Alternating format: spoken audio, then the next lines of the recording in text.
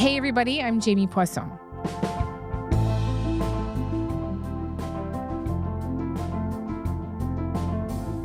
So Jeffrey Epstein's truly vast connections with the rich and powerful the world over are on full display in the over 3 million files released by the U.S. Justice Department late last week. Today on the show, we're going to go over the biggest revelations coming out of the batch so far with Politico's senior legal affairs reporter, Kyle Cheney, from Epstein's relationship with people like Steve Bannon and tech titan Peter Thiel, members of the Trump administration, world leaders, his behind-the-scenes deal-making. These documents are littered with really upsetting evidence of the trafficking of women. And I also want to discuss with Kyle where things could go from here. Are we going to see any accountability? Why is the DOJ saying that the review is over when they previously signaled there are another 3 million files in their possession? What does he make of the chorus of accusations that this is a cover-up? There's a lot to go through here, so let's get right to it.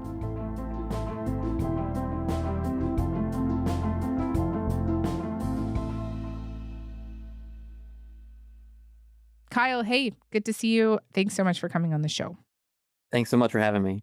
So I want to go through some of the key findings here so far. As I mentioned, 3 million files. Included in this are 2,000 videos, 180,000 images. So the caveat here is that people are still going through all of these files. Like, it's not like we have everything right now, but let's start maybe with what they reveal about the members of the Trump administration, including the president himself, whose name appears in these files several thousand times. Tell me more about that. Donald Trump's name appears voluminously, in part because he's a figure, an object of extreme interest of Epstein himself, who often is talking about Donald Trump and trying to influence him, not directly through him, but through others in his orbit.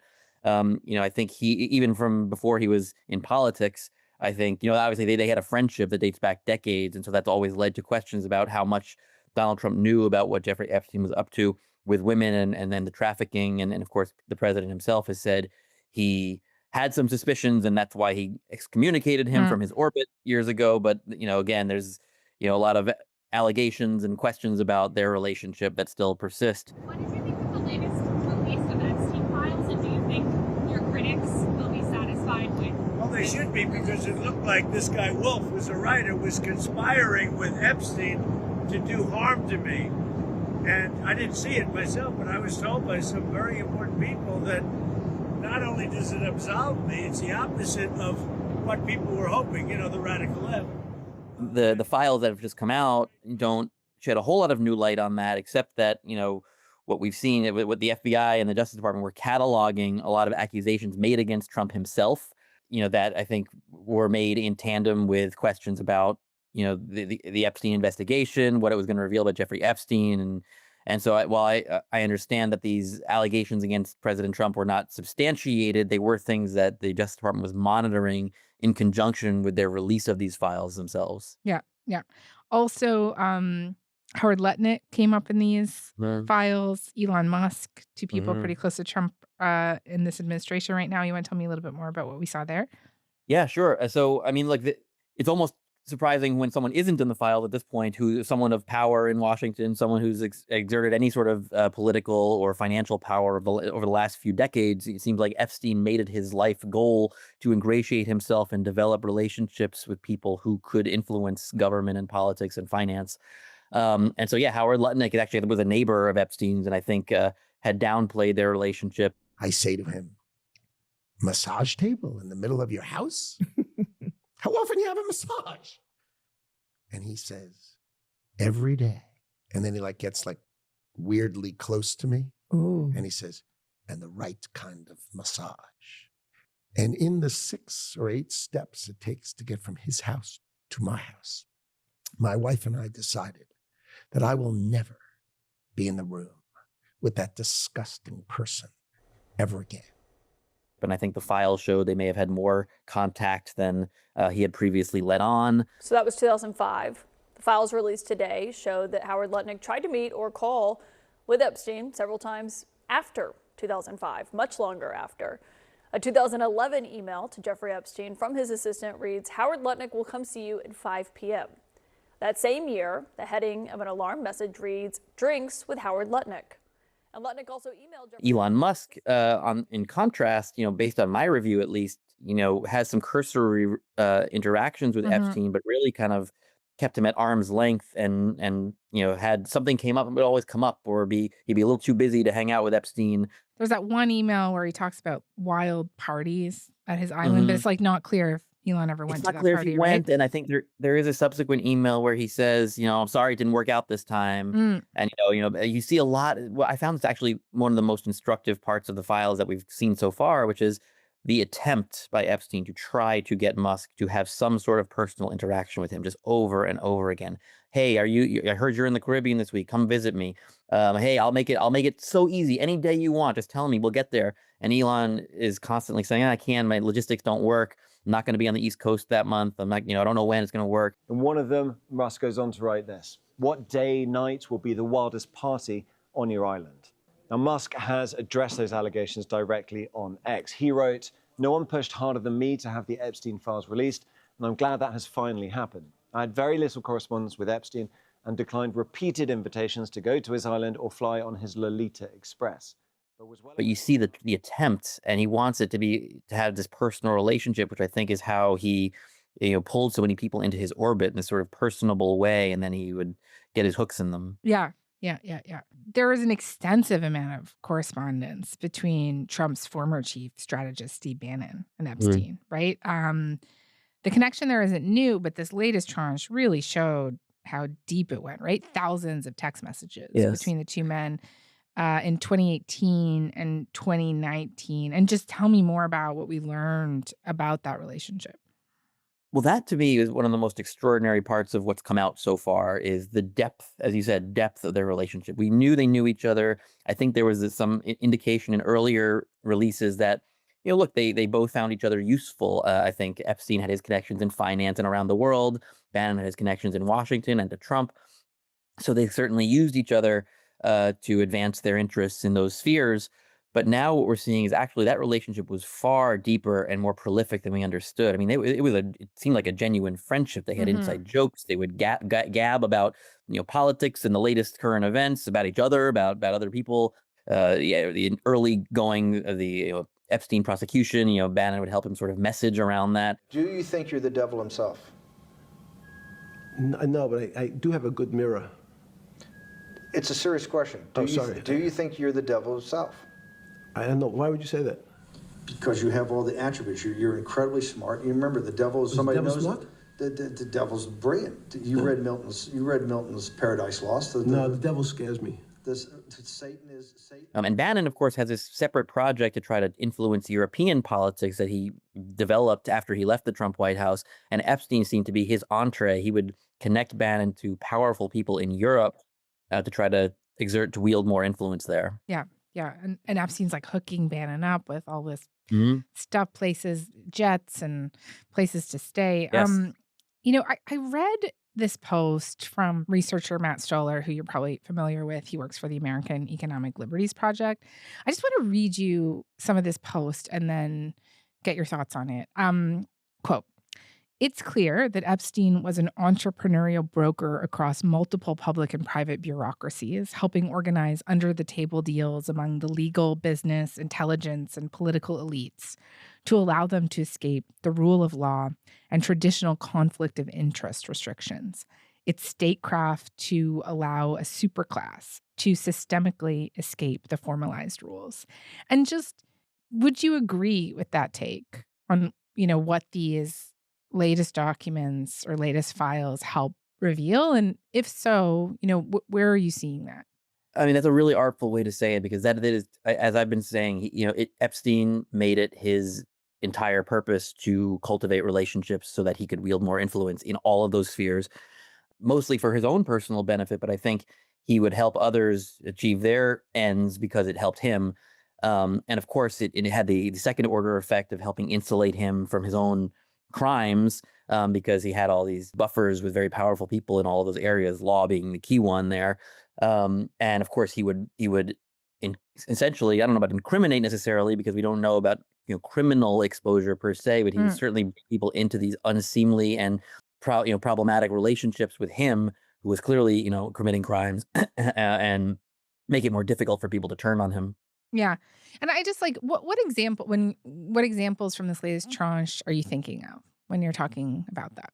Particularly with his interactions with some of the most prominent European power brokers. Mm. It's always almost amazing how quickly he would toggle between locker room banter, which of course is much more sinister when we know what Epstein was up to in his private life with women and underage women, and then flip toggling immediately to here's how we're going to influence this parliamentary election. Here's how we're going to get you elevated to this position of power in your government. Here's how you're going to connect me with this person who's going to pursue an agenda that I want, both financial or political. They have again, almost high school level locker room banter that you don't really think of when you think of, the most powerful elites in the world. And yet that's the kind of conversation they're having while also making these massive decisions about the future of the world.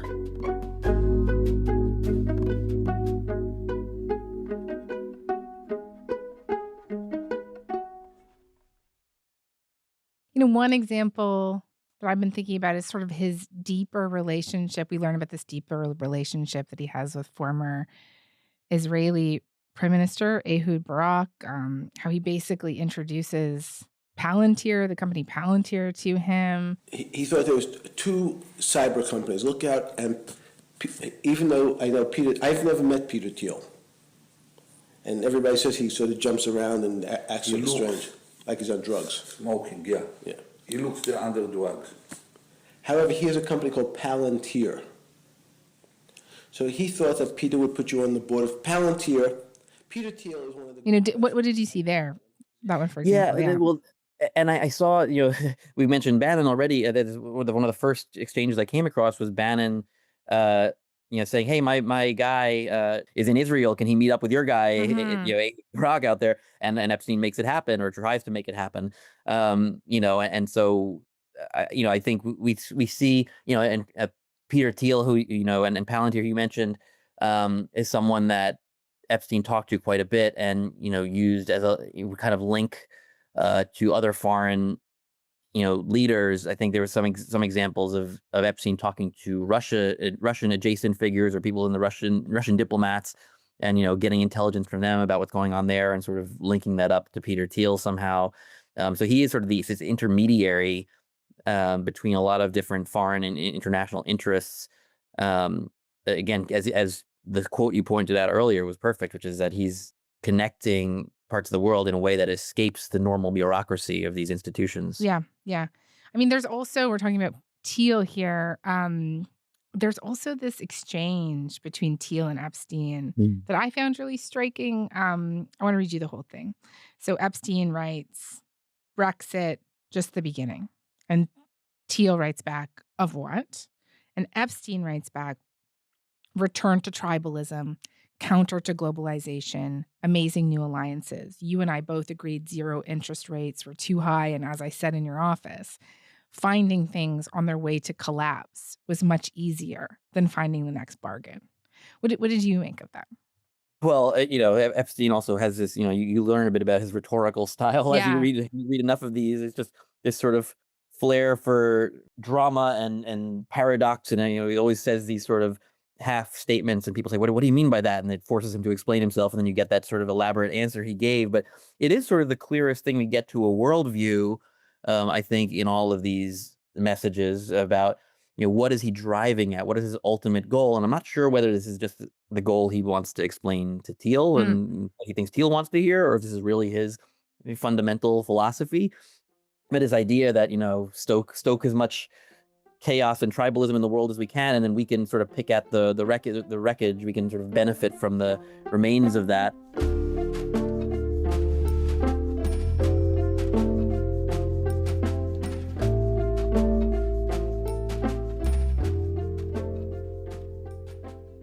We could bring up so many names here that have come up in these documents.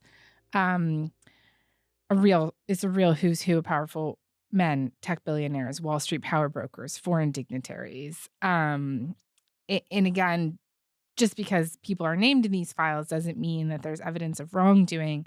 But I wonder if there are any names that are kind of off the top of your head right now that we haven't talked about yet that you think are worth us discussing.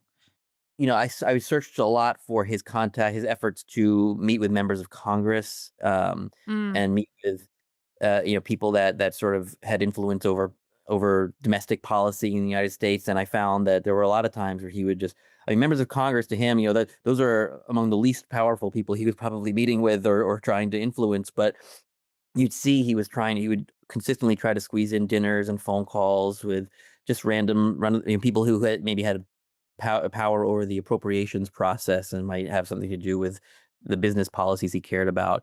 Just try to wine and dine people as much as he could, and we saw that quite a bit. Yeah. Yeah. And you mentioned the Europeans earlier. I think it's probably worth us mentioning Peter Mendelsohn specifically, right? Because there are these bank records that appear to show 3 separate payments of $25,000 from Epstein JP Morgan account to Mendelsohn's account. This is the UK's former ambassador to the United States, and he has now stepped down from the Labour Party. He will never grace their chamber again. But Peter Mandelson's misconduct means punishment won't stop there. Keir Starmer told cabinet ministers that he was appalled at the email revelations. He said Peter Mandelson's conduct passing on government information had been disgraceful. Saying he couldn't recall receiving thousands of pounds would be seen as gobsmacking by the public. He also said he thought there were more revelations to come. I'll just do a couple. Richard Branson is in there talking about, loving to see him as long as you bring your harem. Branson has gone on to say that Epstein was with these 3 adult women and that he had nothing to do with any of this and thinks he's disgusting. New York Giants co-owner Steve Tisch is in these quite a bit. Bill Clinton shows up in Bill these Gates. again. Bill Gates. Yeah.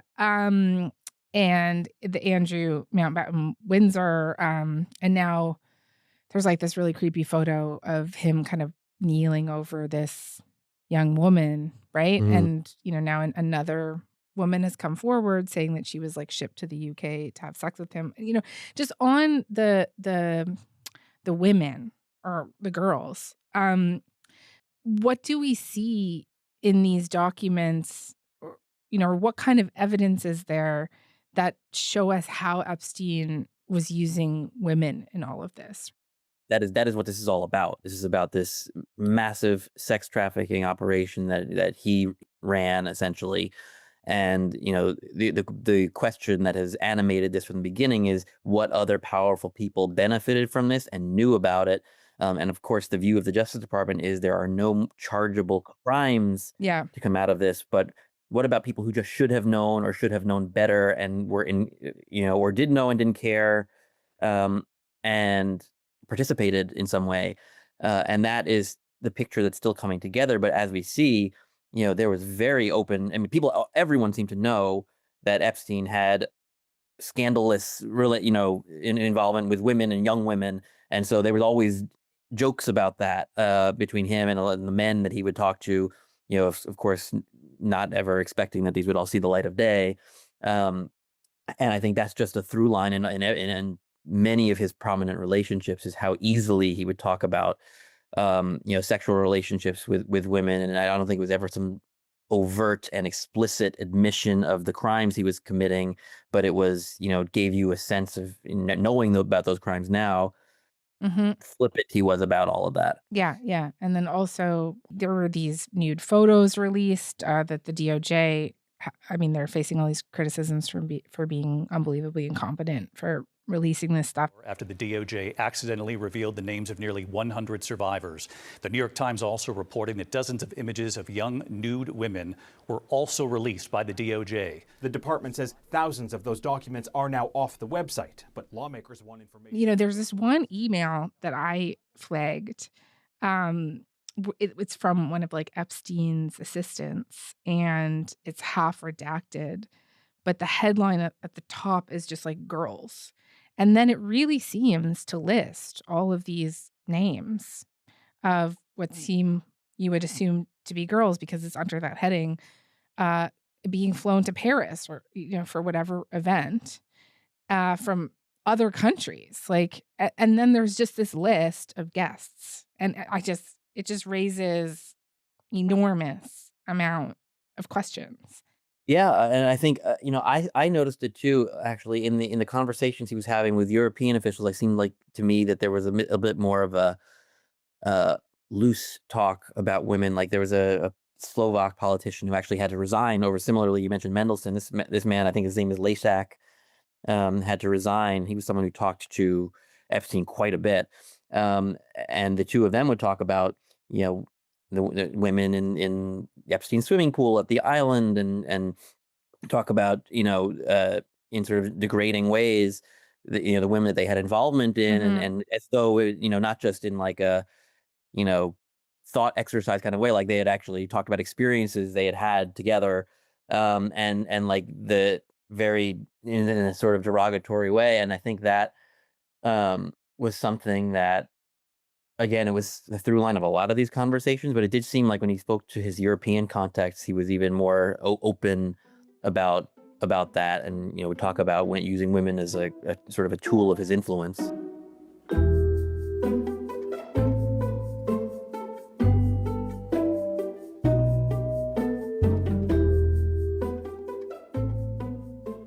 You alluded to this earlier, this comment back in September, I think, from FBI Director Kash Patel.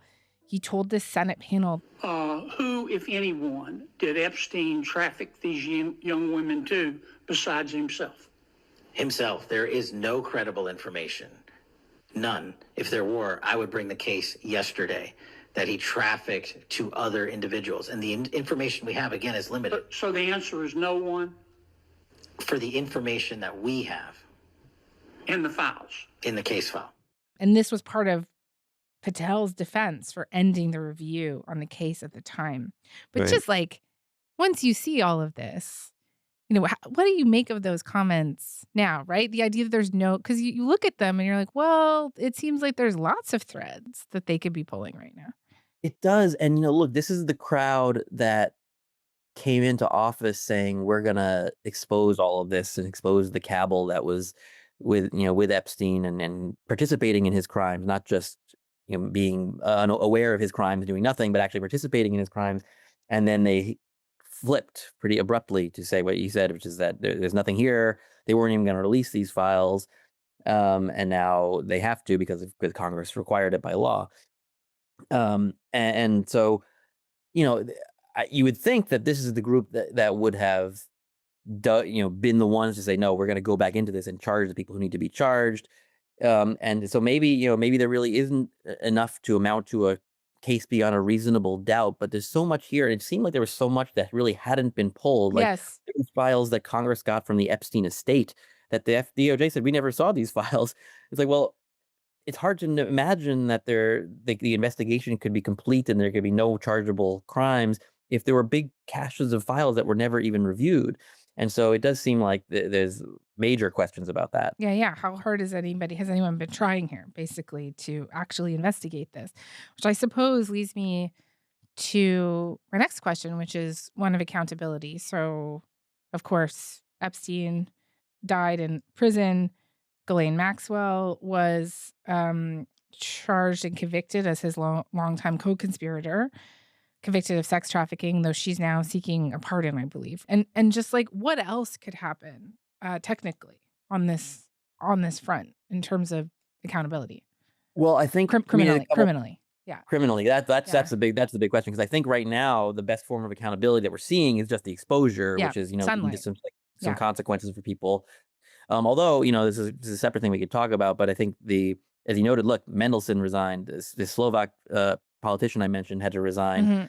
Mm-hmm. There's been more consequences on the Europe side of the equation than there have been on the American side at this point. That may change, but that's been sort of a notable, I think, distinction. But I think there's going to be immediate questions about are we seeing the full breadth of the material? What is not being provided? What is the Justice Department not providing, and why? Are the redactions that they put in there appropriate? Are they shielding people who shouldn't be shielded? There is a draft indictment in these 3 million pages, about 55, 56 pages, from the Southern District of Florida. Sometimes it's not dated precisely, in the mid-2000s, that would have charged Jeffrey Epstein with serious federal crimes, plus 3 other co-conspirators. Their names are redacted. And to me, That's the document that's most interesting to me. Here's a snippet from it, because it points up the key question, which is, why was Jeffrey Epstein given such a sweetheart deal back in 2007 by the U.S. Attorney's Office? And secondarily, how could it be that still to this day, the only two people ever charged have been Jeffrey Epstein and Ghislaine Maxwell? How about all the other... I guess we don't know what we don't know yet. And that's going to be a process that takes months, if not years, to sort of figure out what else should come out that hasn't yet. Right, because there's also these 3 million more documents that the DOJ has, I guess, identified, but they're saying that they're done now. They're saying that they're done, and that is, look, I don't know if the courts necessarily have a role here. This is really, Congress passed this law, and if Congress says the law hasn't been followed, then they would have to take some sort of step to enforce it. But I'm not sure there's the will in this current Congress, to do that. So I think they are obligated under the law to explain what they haven't provided and why. And so that'll be actually a big milestone, is when we see that initial report as to what they didn't turn over and what the explanation is. Yeah. The House Oversight Committee does have an investigation into Epstein. And what is it doing exactly? And could accountability come from that? I know, I saw all the headlines of the Clintons who have just agreed to testify in front of that committee after much back and forth. Well, it's a good question. I mean, they're a bit of an uncomfortable spot, because, at least as a Republican-led committee, because their work has actually exposed a whole lot of things that were unflattering for President Trump, and it led to President Trump initially saying, let's move on from this Epstein thing. We don't need the documents. Like, this is a hoax. It's Democrats trying to, incriminate me. That, these files were made up by Comey. They were made up by Obama. They were made up by the Biden.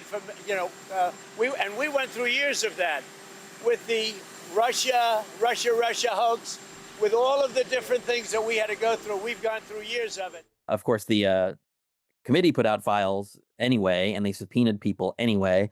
And then Congress passed this law anyway, requiring this much more massive release. And so the committee is sort of figuring out, like, where does it fit here? They have subpoenaed other power players in Epstein's orbit. And they, as you mentioned, they're pursuing contempt against the Clintons for refusing to testify, although that may be changing now. For months, the Clintons held their ground against Republican Chairman James Comer's subpoenas. Comer appearing skeptical that the depositions will actually happen, saying the Clintons' counsel has said they agree to terms, but those terms lack clarity yet again, and they have provided no dates for their depositions. So I think that's where they're at now. But what the end of that process looks like, I don't know. Will they put out a massive report? What do they have that maybe we haven't seen yet in the DOJ files? I don't know. Mm-hmm. Mm-hmm. What's your best guess of where this goes next? I think we're still in the early days of this, that like it's more about continuing to dig through the files and figure out, like, what does it add up to? What is the totality of these files tell us about sort of the way the world works? Yeah. And that's like the meta question is, what are we learning about, this superclass, as the Matt Stoller quote you mentioned, and how it operates. And, it does sort of feed into this whole notion that there's a cabal of power brokers kind of, skirting, the institutions all over the world. But I think there's that. And then there's just the victims, which people keep trying to make sure the victims are at the front and center of this whole equation. This is really what it's about, is providing some measure of justice for them that they didn't get because Epstein, died in prison before his trial. There's a lot of evidence out there that still hasn't been aired and exposed about who benefited from these women's suffering and their and being victimized. Mm-hmm. Just like on your point of making sense of these files and a window into the way the world works, I feel like I'm just like reading you quotes from other people, but just one more. I found it very clarifying myself. It was from Ryan Grimm, a reporter with Dropsite News, and he wrote, "The Epstein story is a window into the way a small group of people who nobody elected make unaccountable decisions to enrich and to pleasure themselves at the expense of the public and at the expense of particular direct victims," like you were saying. "This is the public's chance to see some of these people at work.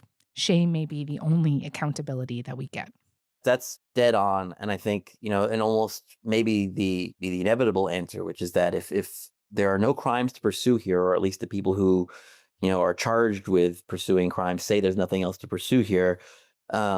This exposure and digging through the files and showing who are these powerful people that may still be wielding influence to this day, that countenanced Jeffrey Epstein, that knew or should have known and helped essentially facilitated the victimization of these women, if not by their direct action, but through their inaction or through their willingness to keep Jeffrey Epstein in power and use his connections for their own benefit. That exposure may be the sunlight, I guess, maybe the accountability that we get from this. Okay. Kyle, thank you so much for this. This was really good talking to you. I really appreciate it. Of course, I'm happy to join you anytime.